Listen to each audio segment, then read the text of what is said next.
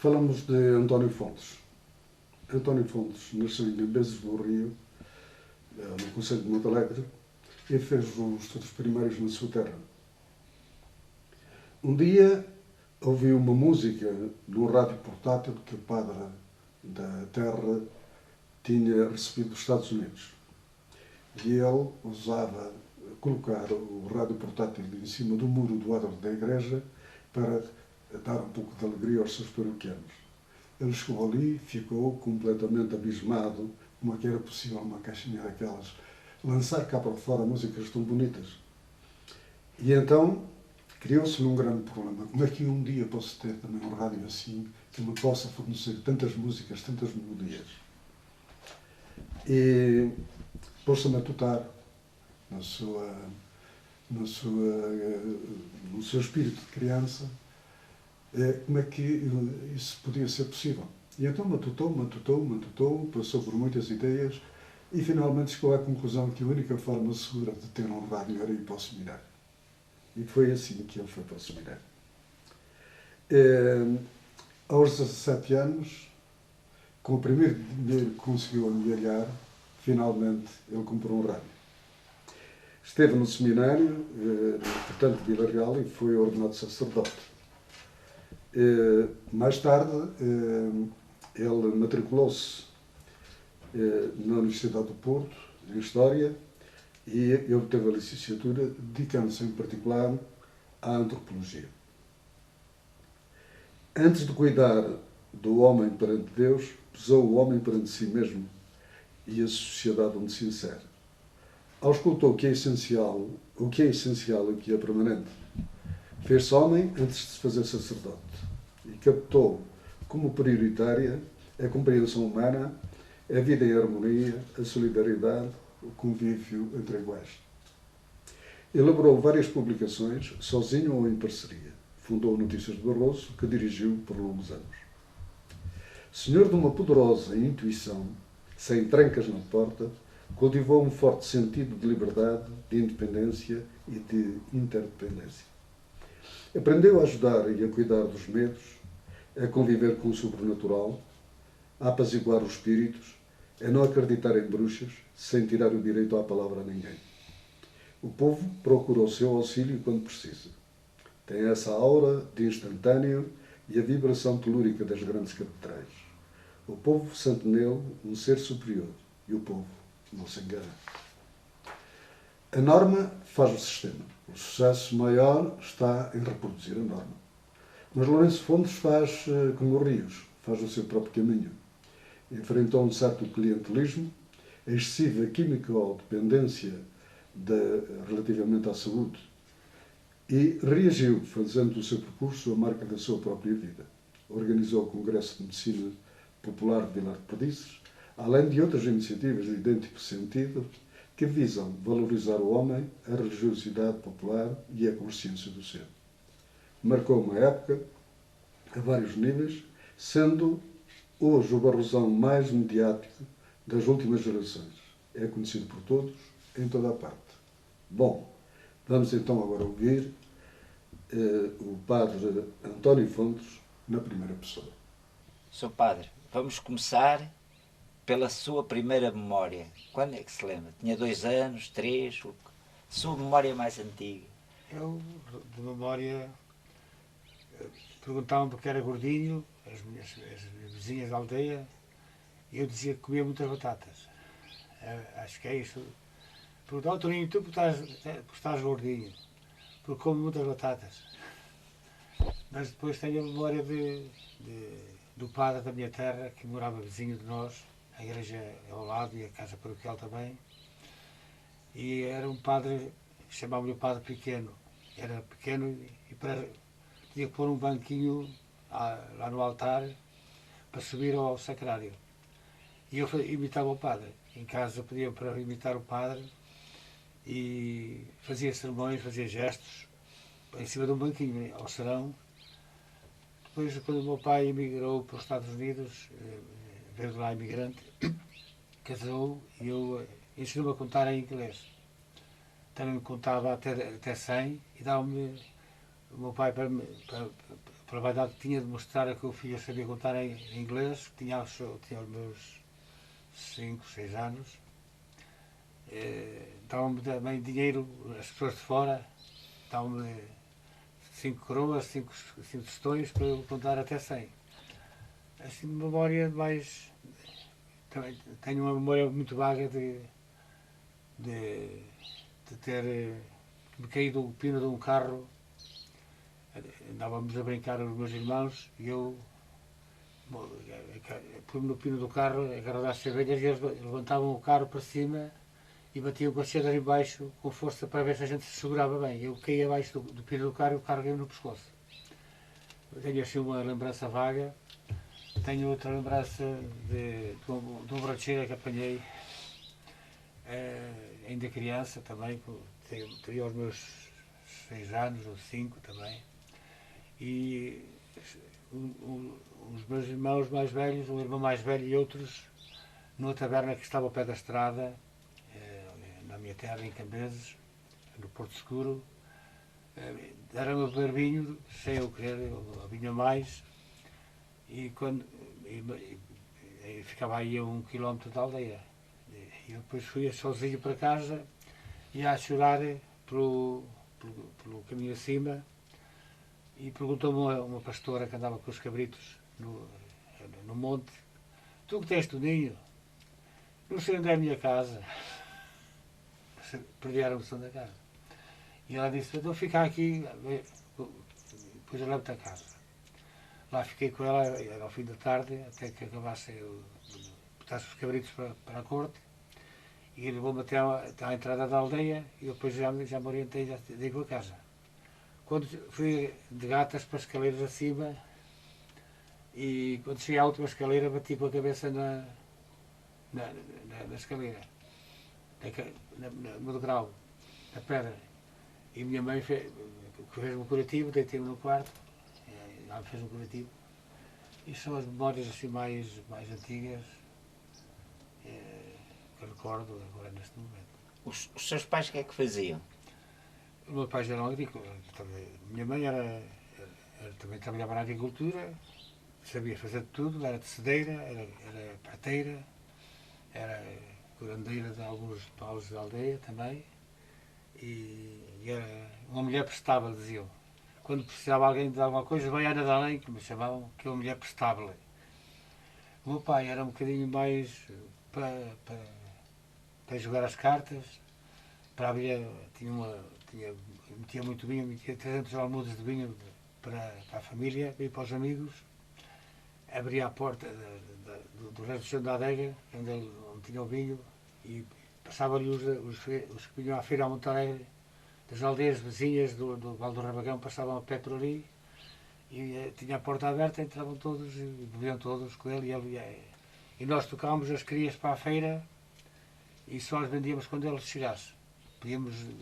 Sabíamos o preço que devíamos pedir, um conto de reis, ou 1200 escudos, que era o tempo que dava uma vitela, de 6 ou 7 meses, e quando ele chegasse, aquele fazia o negócio. Então o meu pai era mais para mandar, era um bom mandante e pouco trabalhador, muito pouco. Era só no tempo de açucar, semear o centeio, era ele que fazia os sucos, açucar, como eu costumo dizer, porque ficava algumas leiras nossas estavam ao pé da estrada e passaram muita gente para a feira e para as festas, e ao ver aquele rego direitinho, eu tinha vaidade em dar o rego direito. Nós não nos deixava açucar porque nós dávamos o rego torto, mas costuma-se dizer rego torto dá pão direito.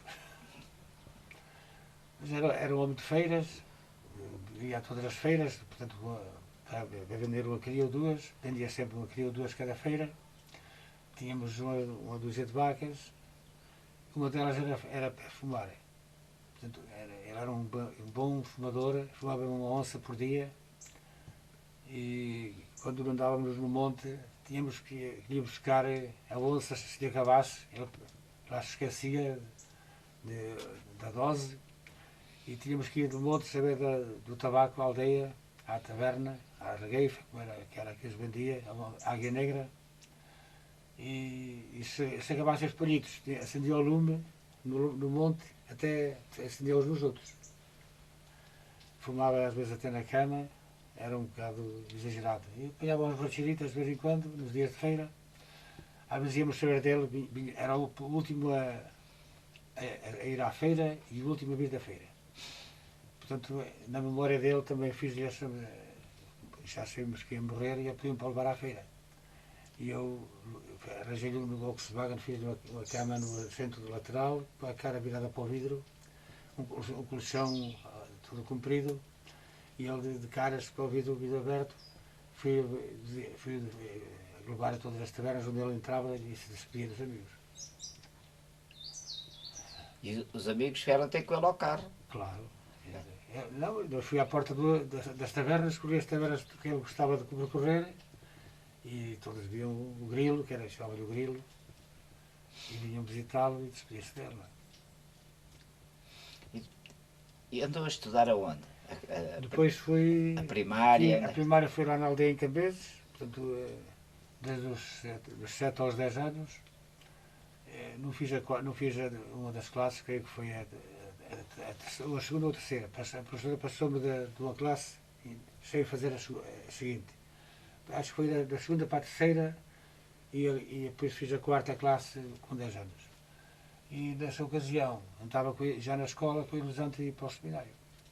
E a professora, como eu era bastante, dizia ele, era muito inteligente, animou-me também, encorajou-me, e a gente da aldeia às vezes dizia que não basta padre que te capam, e os meus pais também não diziam que não, a minha mãe era muito religiosa, os padres que estavam lá na aldeia eram vizinhos da nossa casa, frequentavam a minha casa, o serão, nós frequentávamos a casa deles, e fui para o seminário com 10 anos, um bocado contra a vontade dos pais, porque exigiam um enxoval bastante caro. Mal tiveram que vender uma junta de bois para me comprar um enxoval e para pagar a primeira prestação, que era de 2.500 escudos por ano. Quando andava na primária, como era a sua casa, como é que brincavam, quais eram as brincadeiras, como era a escola, se tinha aquecimento, não tinha, as casas de banho. É certo, não havia casa de banho, era a horta, as hortas que ficavam ao pé da escola. Nós, quando precisávamos de sair, pedíamos dar licença de ir lá fora. E a professora nos autorizava, íamos os rapazes para um lado, era para eles para o outro, para aquelas hortas, e geralmente íamos uns, quando não estava lá ninguém, é que nós íamos ao quarto de banho.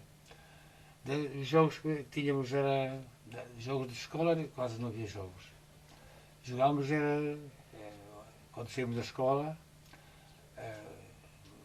vários jogos, o fito, o botão, o arco, a bilharda, a choca, mais quando eram mais maiores, que era uma espécie de hóquei, um pau e uma bola de torgo. O jogo dos contrabandos, o jogo das canastras, que eram os dois que se ajoelhavam por baixo, faziam de suporte, dois que viravam as costas por cima dos que estavam por baixo e agarravam-lhe pelo cinto, viravam e deitava-se o outro, dava meia volta e deitava-se o outro e ficava outro de pé e às tantas aquilo, o de baixo falhava e caíamos os quatro, cada para o seu lado. Era um jogo interessante.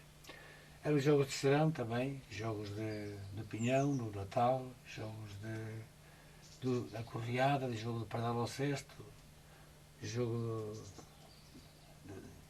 eu não sei, eram muitos jogos, brinquedos que fazíamos também, carrinhos com rodas, de batata, de nabo,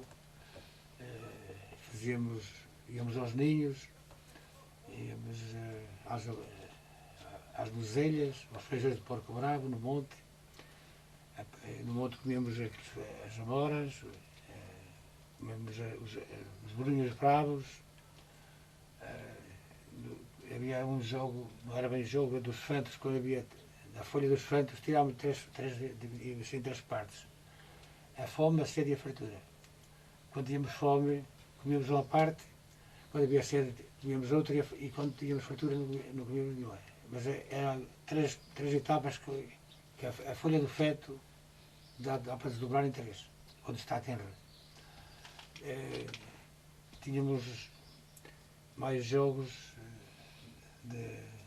gostávamos de ver na escola, a corte do boi era próxima, e era uma atividade que devíamos passar o boi, sair para o pasto e regressar do pasto. O boi era uma espécie de monumento que dava sinal quando chegava, broava. E nós vimos à janela e a professora não gostava de ver o boi e ralhava connosco, sobretudo quando ia comer as vacas.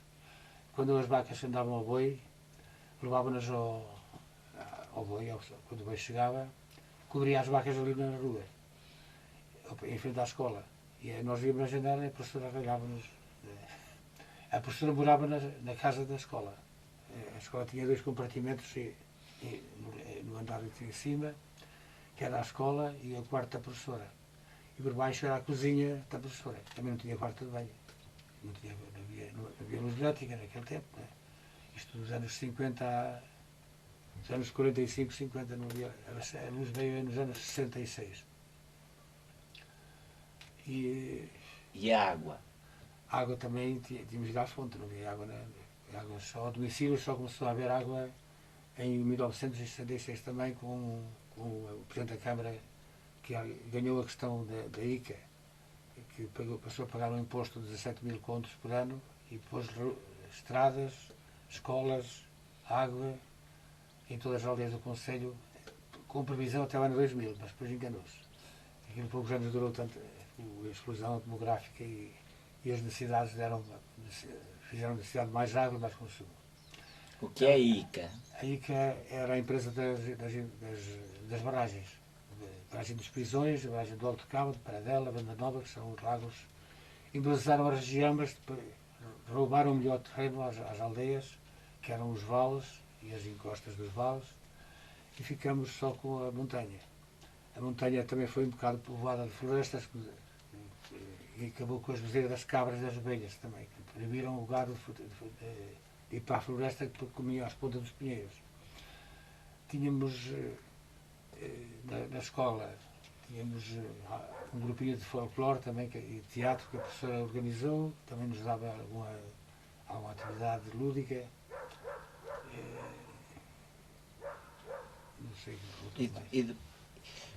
E as ruas? Como eram as ruas? As ruas eram a aldeia, como era a A aldeia? aldeia era a aldeia onde de manhã todas as casas fumegavam, porque no tempo escolar praticamente é o tempo da ceba dos porcos e da matança e do frio, e não havia outro sistema para cozinhar, portanto não havia gás, era só o lume, a lenha, a lareira, e o aquecimento era esse. E, então tínhamos necessidade de ter a casa, o lume aceso. Portanto, e que de manhã o lume durava de uma noite para a outra, de uma noite para a manhã, ficava o lume aceso, e às vezes no Natal até se disse que vinha o Menino Jesus que aquecer só a tição do Natal, que essa era a tição que vinhamos guardar para ficar a arder toda a noite, porque vinha o Menino Jesus para a mulher trazer as prendas e tinha-se que aquecer, comer as migalhas da mesa, que ficava o pão em cima da mesa, e aquecer só o lume como nós.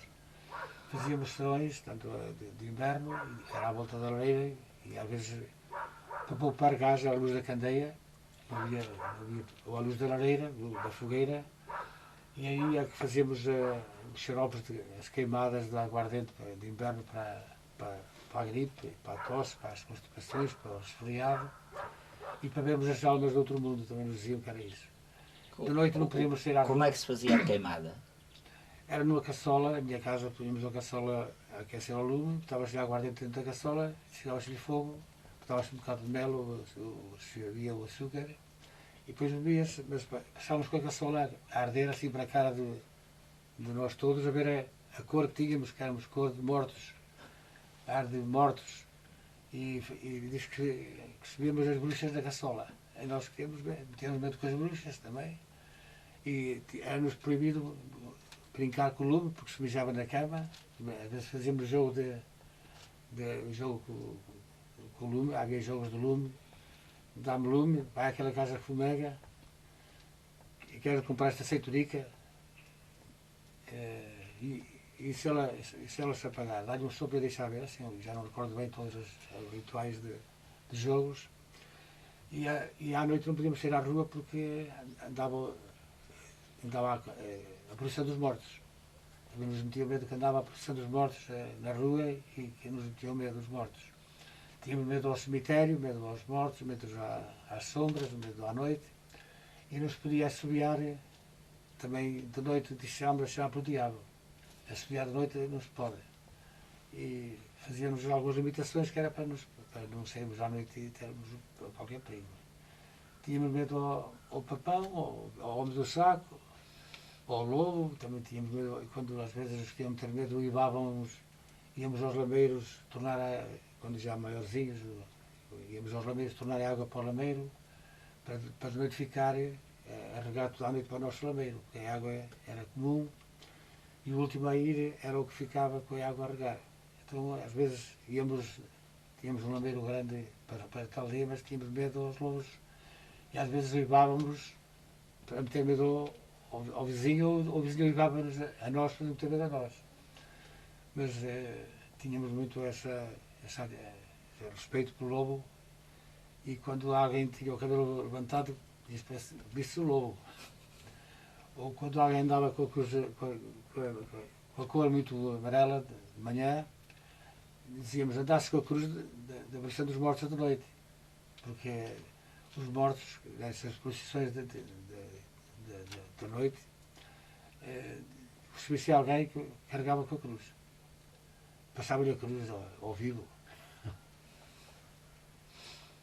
E assim os mantinham dentro de casa. Era uma repressão baseada nos medos, nas crenças, nos rituais, sobretudo nas bruxas e nos mortos, e nos lobos. E isso fez com que o senhor pensasse muito nisso durante toda a sua vida. Recolhi depois, a partir dos meus 15 anos, comecei a achar graça a toda essa vivência e a registar, a apontar essa memória em agendas, em cadernetas, os provérbios, os ditos, os romances, as cantigas, o cancioneiro. Eu tinha uma irmã que cantava bem, eu tinha um banjo que me emprestou a professora, e então aprendi a tocar o banjo na aldeia, tocava e a minha irmã cantava. Eu contava, ela cantava e eu aprendi a tocar o que ela cantava. E isso foi a forma de eu me preocupar também, porque a minha mãe também era uma espécie de... cozia o pulso, quando alguém torcia o pulso ou o pé, ela cozia. Fazia um ritual também, que era com um novelo de linhas, andava à volta da mão da pessoa, do braço, ou do pé, e perguntava-lhe, eu que cozo? Nervo torto é que eu cozo. Pela graça de Deus, a Virgem Maria, o Padre Nosso, ela acha assim, uma reza qualquer. E a minha mãe fazia isso. E as pessoas, quando nós também tínhamos qualquer doença, levavam-nos à curandeira. Levavam-nos eu recordo-me também acho que tive a sarna em criança, e levou-me a fazer o coxo, era o coxo. Levou-me a uma vizinha, a Andresa do Duque, a fazer o coxo com a vassoura. Ela fazia ali um ritual que eu já não recordo como era, mas registrei na ocasião. E quando tínhamos a sarna, metíamos no forno, quando o forno estava quente, metíamos lá dentro, não na fornalha, no forno quente, para passar ali uma sauna, e parece que aquilo que ajudava a curar a sarna. Também gostávamos uma coisa que eu gostava muito de fazer era na noite de Natal, ir levar as rabanadas e a letria, e às vezes um bocado de polvo ou bacalhau às famílias mais pobres da aldeia. A minha mãe fazia sempre a ceia avantajada, e eu gostava de levar, depois eles que não tinham, que ainda havia chamávamos de cabaneiros, não é? Os cabaneiros não tinham porco, não tinham leiras, não colhiam, não cebavam, portanto, viviam um bocadinho da colaboração da aldeia, não é? E nós estávamos no meio da aldeia, E às vezes era mais, eram os que ajudavam mais a geira. Não era a geira, estavam os dias de graça, então nós dávamos-lhe em géneros a paga, podemos assim dizer, a recompensa do trabalho que prestavam. Quando era na malhada, por exemplo, ou na segada, no arranque das batatas, ou até na matança, tudo era trabalho gratuito, uns aos outros, nós também dávamos o dia aos que nos davam nós, não é? Mas os cabaneiros, não tendo propriedades, não tendo nada, como é que eles juntavam dinheiro para fazer, comprar a roupa? Geralmente davam-me também roupa e também faziam carvão. Naquele tempo faziam, até os meus pais também faziam carvão, arrancavam os torgos, na raiz do torgo, com um enxadão, e deixavam-nos lá no monte a secar, e depois chegava-lhe fogo, abriam uma cova no chão, a terra, e metiam os torgos lá dentro do buraco, chegava-lhe fogo, e ao arderem, abafava-nos com torrões, e no dia seguinte iam buscar o carvão ao monte, no burro, carregado com sacos de carvão de um lado do outro, iam à feira ou à vila vender o carvão e comprar o que fazia falta e vendiam os ovos, também podiam ter umas galinhas ou duas, e vendiam os ovos e passavam fome muitas vezes. Esses cabaneiros passavam muito mal. Creio que nunca, fartura não havia. Não havia fartura nem na casa dos ricos. Estou nos anos, estamos a falar dos anos 45, 60 mais ou menos. As necessidades eram comuns, mas claro o cabaneiro tinha a casa terreira, às vezes sem piso, no chão. Os animais podiam ter um burro a dormir ao lado num trecho de chão igual que as pessoas.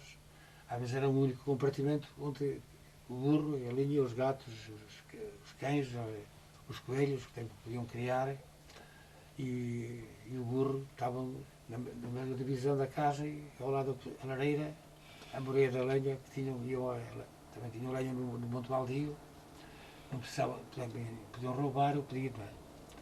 Mas geralmente no Monte Baldio havia lenha e eles iam à lenha para eles, para o inverno. E a moreia da lenha estava no mesmo resto do chão, ao pé do lume. As casas eram cobertas de palha, todas naquele tempo. A aldeia ardeu em 59, metade da aldeia era tudo de palha, ardeu, essa metade ardeu toda, até à igreja. E eles dormiam também com os animais, então? Os animais, portanto, na casa dos cabaneiros, geralmente eram terreiras, não é? Portanto, o anexo ao lado está o burro, o porco, coelhos e galinhas andavam à solta por baixo da lareira, por baixo dos canos, por baixo dos assentos, estava tudo. E isso também na casa dos lavradores. Não é? A minha casa ainda recordo andar as galinhas lá por dentro e coelhos também. Mas a casa do lavrador já tinha realmente um sobrado e o resto por baixo estavam os animais, como em todas as casas, e por cima dormia a família. E tinha a caixa do grão, geralmente no resto do chão, a adega, o cereal das batatas, o palheiro dos ferros estava fora da aldeia quase sempre, mais longe da aldeia.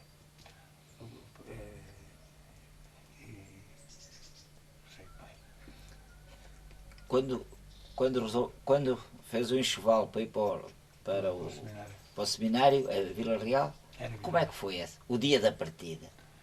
O dia da partida foi em outubro. Os meus pais, acho que foram os dois, levaram-me ao seminário, alugaram um carro e deixaram-me lá ficar no meio dos outros. Eu fiquei a chorar. Mas depois ambientei-me, porque era um mal de muito desconforto a todos. Todos sentiam as saudades, e depois alguns eram do mesmo concelho e um ou outro já éramos conhecidos e quase que nos reforçávamos, encorajávamos uns aos outros. Encorajávamos e desanimávamos. Quando vínhamos desanimados, também desanimávamos. Mas foi um bocado o amparo dos colegas da mesma região, que ainda hoje fazemos reuniões e nos juntamos, os que saíram e os que não saíram. Quando alguns saíram, fiquei eu sozinho da região, do concelho. E quando vi o último a sair, um dos amigos meus, que era da Vila da Ponte, disse, vou também. Mas lá me passou a crise e lá fiquei. Isto foi aí pelo 6º ano do seminário já. Saíam muitos. Éramos 60 no primeiro ano e ficámos 6 no fim.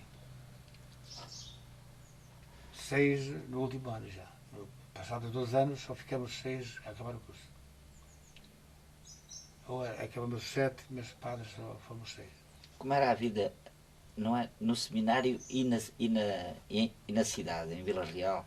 Como é que vocês saíam? No seminário era, tanto há aquele filme da Manhã Submersa que relata um bocado essa história, que é muito comum a todos os seminaristas e a todos os seminários da época. Era um bocadinho a repressão, a perseguição, a vigilância, a fiscalização, o controle.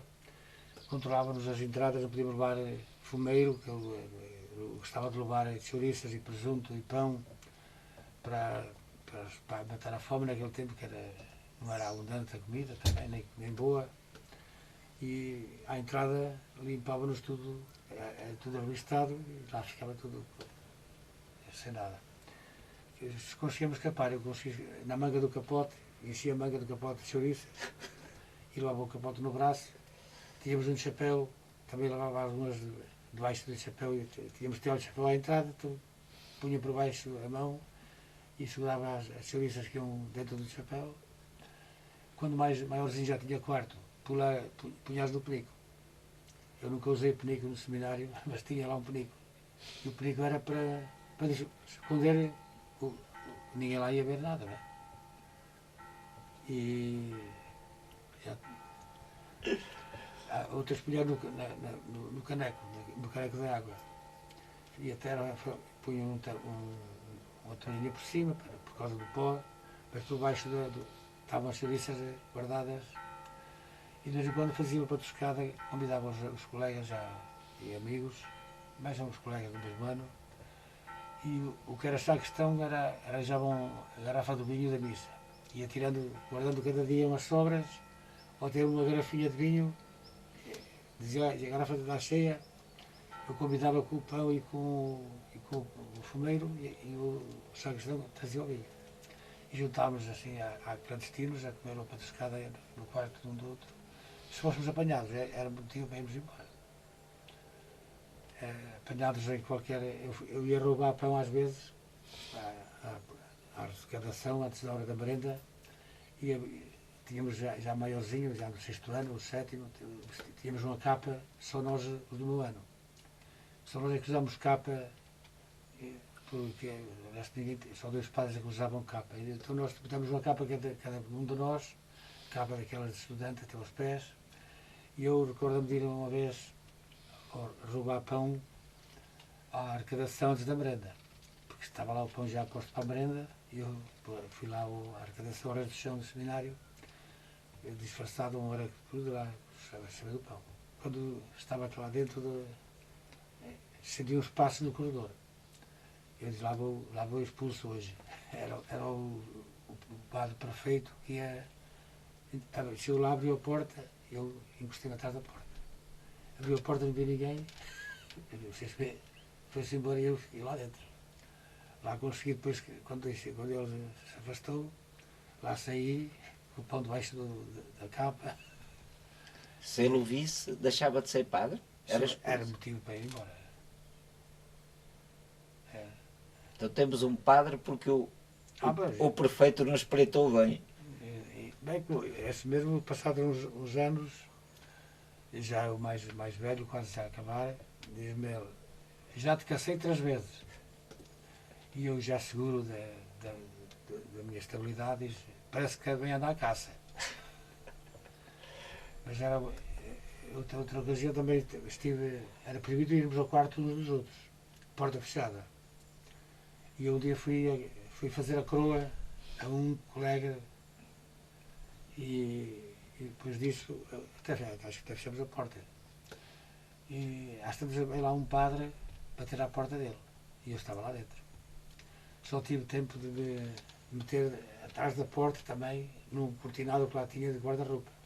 Tinha um pano de tapar de alto a baixo, eu meti ali atrás.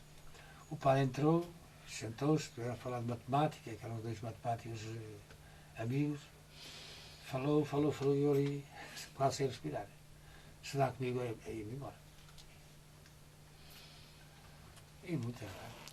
Fiz algumas maroteiras de sair e entrar de noite do seminário, deixava a janela aberta do resto do chão da capela e depois, quando eu quisesse entrar, entrava pela janela do resto do chão. E para onde é que ia? Já íamos à cidade, não íamos fazer nada de extraordinário, era a ambição de liberdade e é o sítio que nos. Íamos ver a rua, íamos ver as montras, íamos ou até alguma patuscada, ou ao cinema, já não me recordo bem. Não fazíamos nada extraordinário, nem nada de. Mas também faziam passeios. Esses passeios eram às quintas e domingos. Depois do almoço, quintas e domingos tínhamos passeio e tínhamos um copo de vinho ao almoço. E alguns não bebiam vinho, vendiam por 5 tostões. E a gente comprava o copo ao vizinho por 50 centavos. E o passeio era geralmente em fila 2 a 2, todos de chapéu, fato preto e gravata, e sapatos negros também. E lá íamos controlados, não podíamos abrir a risca no cabelo, que era também o que andasse com a risca, arriscava-se a ser expulso também. Não podíamos usar meias de couro também, porque era proibido. Íamos usar fato e gravata e chapéu, cá fora. E íamos então para fora da cidade, mas às vezes passávamos para sair da cidade, o seminário era dentro da cidade, não é? Íamos passar por alguns lugares povoados, tínhamos o controle de não olhar muito para os lados, sobretudo quando iam raparigas a passar, o prefeito ia connosco atrás de todos e controlavam quem o seguia à frente, esfregava a cara para. Havia muitos que namoravam raparigas de professoras, estudantes do Colégio de São José, não é? Então havia sempre a missão de passarem por ali e os padres prefeitos já nos faziam o teste para ver qual era o que tinha algum controle de tentação de olhar para a janela. Também havia outros que faziam correspondência com raparigas do colégio. Eu não tinha nada disso, não conhecia nenhuma dessas namoradas, não é? Mas havia um padre que era o capelão do colégio e então, quando eles davam missa no seminário, metia-lhe as cartas dentro da aba do chapéu. E a namorada já sabia da história e a sacristia, ou lá conseguia tirar da aba do chapéu o recado. Há sempre maneira. Há maneira de escapar. Eu fiz outra brincadeira, também já com os meus 17, 18 anos, namorava por correspondência a uma rapariguinha dada da escola, do tempo da escola primária, que a professora dizia: "Esta é a tua namorada".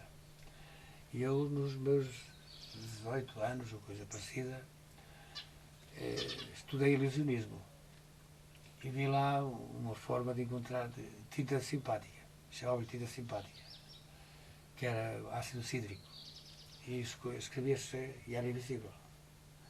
Eu escrevia a carta normal e nas entrelinhas escrevia alguns recados que queria dar, muito inocentes e muito simples, mas pronto. E a rapariga fazia no verbo. E a minha irmã também sabia da história, dava as novidades da terra com a mesma tinta, que depois era revelada com calor.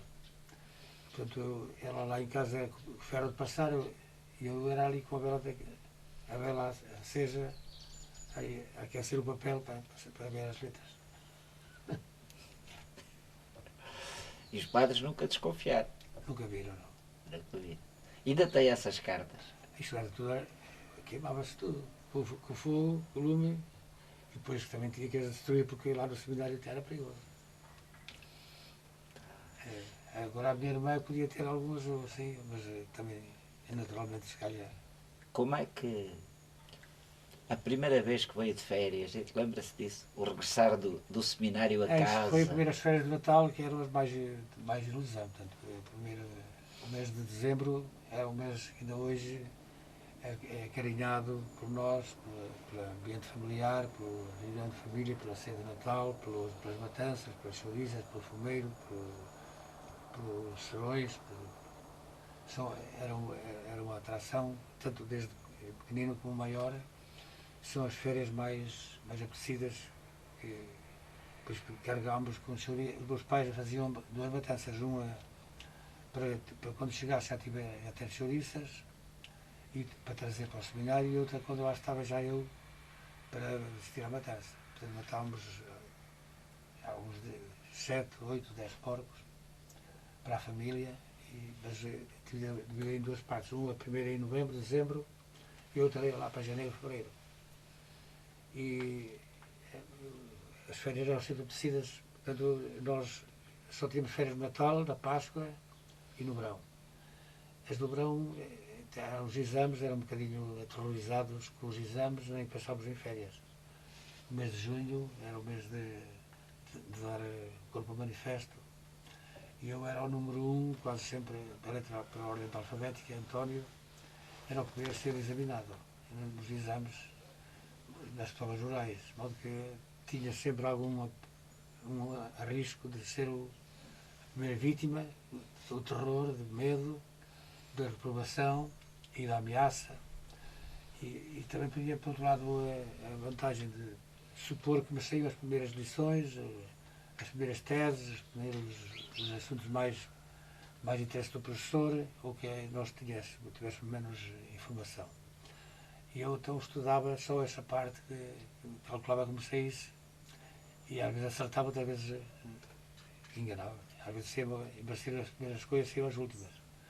E houve um ano que eu, no 8º ano do seminário, fiz um exame péssimo em latim, porque o professor era um bocado terrorista, aterrorizava a gente, só com a voz, só com a forma de estar, era um bocado aterrorizado.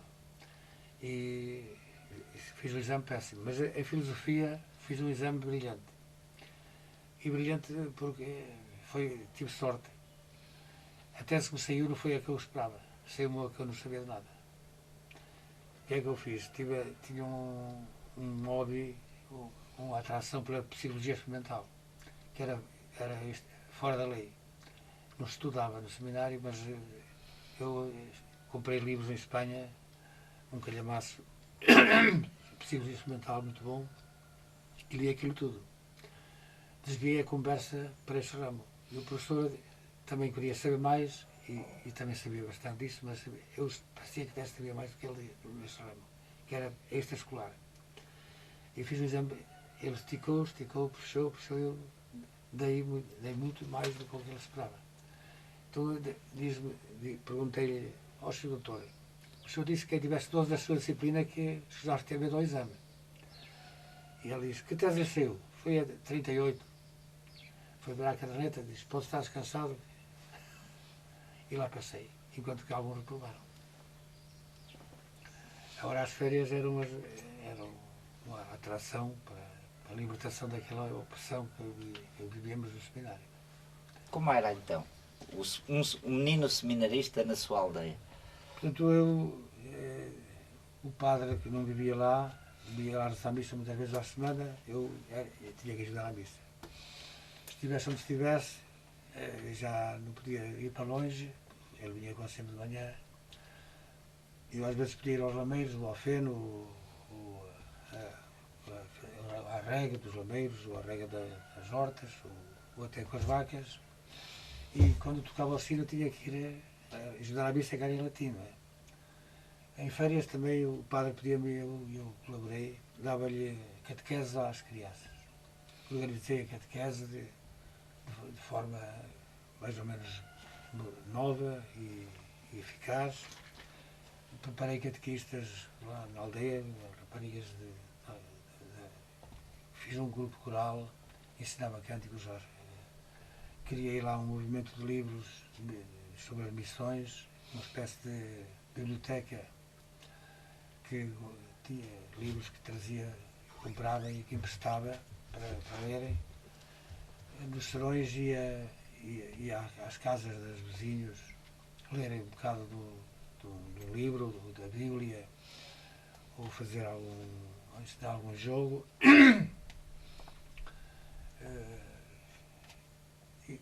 Portanto, ia com as vacas, os meus irmãos iam para os trabalhos mais pesados, eu ia para os mais leves, que era andar com as vacas realmente nos lameiros. Também fiz alguns teatros, portanto, com crianças e com jovens. Organizei lá um grupo de folclore, também já no nono ano, e fazíamos festas infantis. Fiz versos para declamação, ajudava no intrudo, no seminário. Eram férias do seminário, portanto, no intrudo e na Páscoa, os do seminário de perto iam a casa. Os de longe ficávamos caros e era só 2 ou 3 dias, ficávamos no seminário. Eu ficava no seminário também porque não havia transportes fáceis para chegar de Vila Real a Cambeses. E então, sobretudo nas férias da Páscoa, que eram maiores, era quase de sexta até quinta-feira, quase uma semana, eu nos meus 6º, 7º, 8º, até o 12º ano, saía do seminário, ia à boleia, corria atrás dos montes de todo, Bragança, Miranda, Moncorvo. E onde dormia? Fazia campismo, ou dormia nos seminários. Quando havia bom tempo, levava uma tenda que pedia emprestada ao quartel militar, 3 panos às costas, e punha uma boleia na estrada e comprava comida de onde podia, não é? Nas tabernas, ou comia numa taberna qualquer, e depois ia visitar igrejas, museus, castros, castelos, seminários e o que calhava. Que idade tinha quando andava nisso? Portanto, teria entre os 17 e 20 anos. E os pais deixavam? Os pais não sabiam dessa atividade, que eu estudava, os outros estavam todos no seminário. E eu, em vez de ficar no seminário, saía com os que eram de perto, ia alguns anos até à casa deles, me convidava a ir à casa deles, ali vizinhos. Estou a ver ali em Bisalhães, Vila Real, a terra dos Roleiros. Fui lá um dia à casa de um colega, também que foi com ele, visitar a Olaria. Só vinha à casa no Natal e nas férias grandes? Natal e Páscoa e férias grandes. Então e esses passeios quando eram? Era na Semana Santa da Páscoa.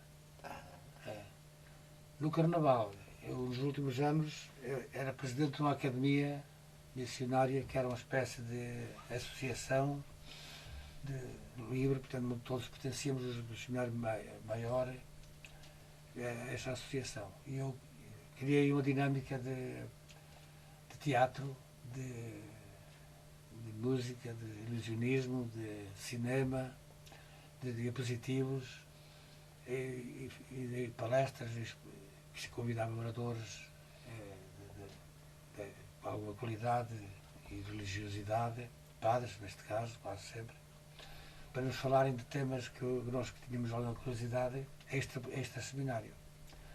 Pode que eu fiz alguns intrudos de muita variedade e qualidade, de libertação, podemos dizer, daquele ritmo de parado, fechado ao mundo e à cultura exterior e a algumas atividades como era o cinema, o teatro, a música, a palestra,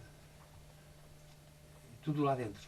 E isso foram fases de animação, em que eu, podemos dizer, vivi um bocado para os outros e também para mim, para me esquecer da prisão que sentíamos naqueles dias quando havia férias cá fora, havia brincadeiras cá fora e não lá dentro fechadas. O seminário permitia isso. Então, como era presidente da academia, havia um padre que era o conselheiro da academia. E houve um ano que eu fiz uma atividade porque estive a ser expulso. Chamei um padre que tinha vindo da Guiné, do capelão militar, para nos fazer uma palestra sobre as missões. E ele foi. E passados uns dias, diz-me o padre, o padre superior, tu vais ser expulso. Porquê? Tu chamaste um padre, botou o cabeção às ortigas a falar aos rapazes. Eu não sabia de nada, que ele botar o cabeção às ortigas. Foi para mim a novidade. Pois já não é padre. E então fui dizer ao assistente, o padre assistente da academia, que era o doutor Carvalho, que se o reitor lhe perguntasse alguma coisa sobre essa vinda, ele dissesse que estava informado e autorizado por ele. E ele fez essa diligência, o reitor chamou-me e eu disse, eu fiz isso, mas estava autorizado pelo doutor Carvalho. Pronto. Foi a forma de me safar, mas depois fui expulso realmente do seminário. Mas foi nesse mesmo ano, no nono ano do seminário. Quantos anos são para São 12. Eram 12 seminários, da quarta classe, mais 12. E fui, nas férias, eu andei, fui a uma aldeia, e mais um rapaz da minha aldeia, ali próximo, à festa. Depois andámos a bailar com aquelas raparigas todas lá. Houve um padre qualquer que me acusou, o bispo, que andava a bailar nas festas. E o bispo, quando foi no mês de agosto, que íamos lá 3 dias ao retiro, chamou-me e disse, vais embora. Porquê, senhor? Porque andaste a dançar um dia inteiro em tal sítio, em Outeiro. Eu disse, por acaso, nem foi em Outeiro, nem foi o dia inteiro. Foi em Sabuzedo e só foi de tarde, porque de manhã não há bailes. E de tarde foi só até o pôr do sol que ainda vi dar a catequese. Pois, mas eu não posso ordenar um padre que anda nas festas a bailar com a rapariga. Fica assim em casa. Pronto, lá fui para casa. Foi expulso quase no fim, estava quase a ser padre. Não, faltavam-me 4 anos, 3 anos. 3 anos de curso. Foi no nono ano, faltavam-me 9 e 13. Então e depois? E depois preparei cheguei a casa, comuniquei aos pais a notícia, e ficaram chocados, e pais e irmãos, e a aldeia. E eu também, mas estava assim naquela fase de dizer assim, se é Deus que quer que eu não vá, não faço nada, cá fico. Por isso o padre da minha terra e a minha mãe, não sei se fizeram alguma diligência, se não, mas é provável que tinham feito, só que ficaram também revoltadas quando ao seminário por me mandar embora. E é provável que tenham feito alguma influência para dizer que eu portava bem, que não era nada especial.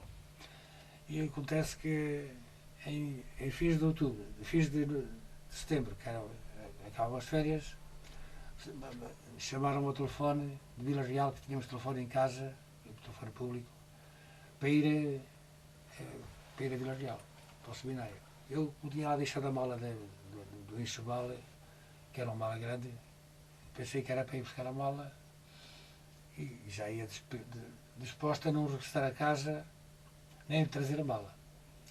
Se é mesmo definitivamente que eu vou ficar expulso, eu já ia com o destino a Garcia para Lisboa com alguma possibilidade de arranjar lá alojamento numa família lá que tinha parentes e estudar lá e arranjar qualquer emprego para me autoabastecer e autofinanciar. Realmente cheguei lá, diz-me um padre, tu ainda aqui andas? Então não foste expulso? Fui, mas mandaram-me aqui e não sei para que é. Isto para ficar cá não é. Lá subo as escadas do seminário, lá estava o bispo então em cima e então o meu homem, ficas?